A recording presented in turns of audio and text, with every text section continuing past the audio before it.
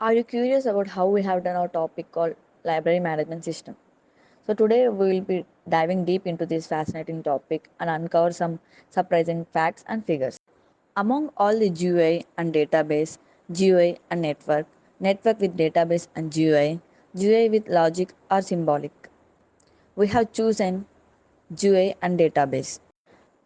GUI and database can help the tools that allow you to interact with databases, even if you aren't a programmer. In addition, they are useful for programmers since they provide quick ways to get data. As in the discussion of introduction to our topic, library management system. A library management system is a software that helps librarians to manage their library books, members, and lending activities. It uses a GUI and SQL databases. As we discussed that we're gonna use GUI and SQL database to form this library management system. So let's dig in into the more information of GUI and SQL databases.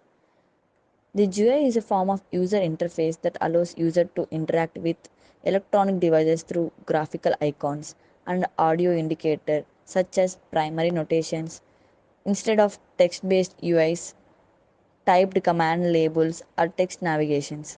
And SQL. It's a structured query language and a programming language for sorting and processing information in a relational database. A relational database stores information in tabular form with rows and columns representing different data attributes and the various relationships between the data values. And finally, the implementation of the system includes in designing a user-friendly GUI for the library management system. It also includes utilizing the SQL for efficient database management. The implementation of the system through the integration of GUI and SQL technologies. So now let's talk about the programming paradigms used in this code. The first of all is the object-oriented programming paradigm. This is the one paradigm that uses objects and classes in programming. It aims to implement real-world entities like inheritance, encapsulation, etc.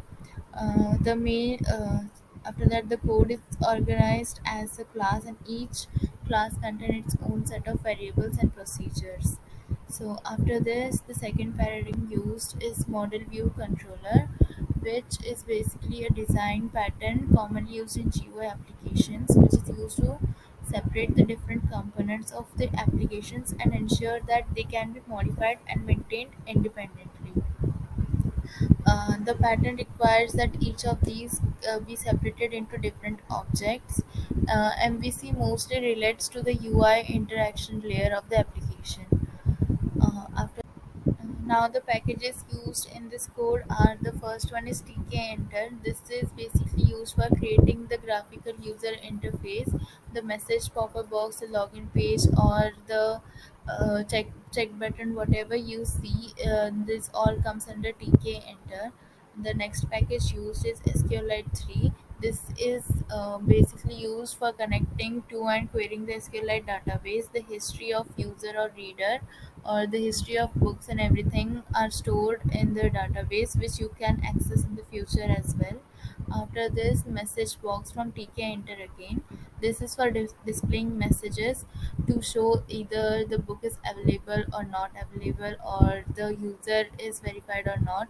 All these things comes under the message box, which is again a feature of tk enter, and that's it. Whereas TK and SQL library for the database, I've added class and objects. This is the geometry of the library management system, and created the database and connected the database. I've added the basic details of the book, that is the title and the author name. I've created the two widgets here. One is the name and one is the author name. And I've added the add button, which adds the data of the book to the scroll list to the book list. And whatever you save in the book data, it will be automatically stored in the database. Secondly, I have imported Tinker and I imported the message box. This message box will show the status of the book. This is the geometry and this is the database, and then these are the widgets. And here there's a search bar where you can search the book by its name. and if you type on the search button, it will save the whether the book is available or not. Now I will continue with the demo.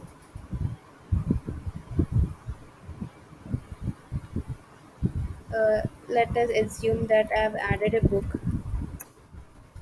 and now, which is written by James.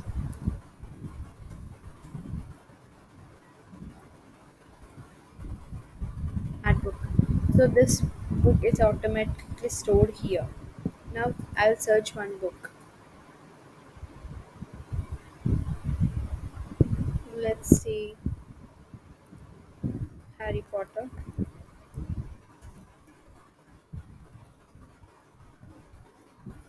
The book Harry Potter is available in the library.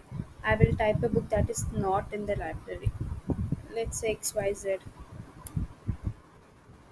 Search. Sorry, the book XYZ is not available. This is our project. Thank you.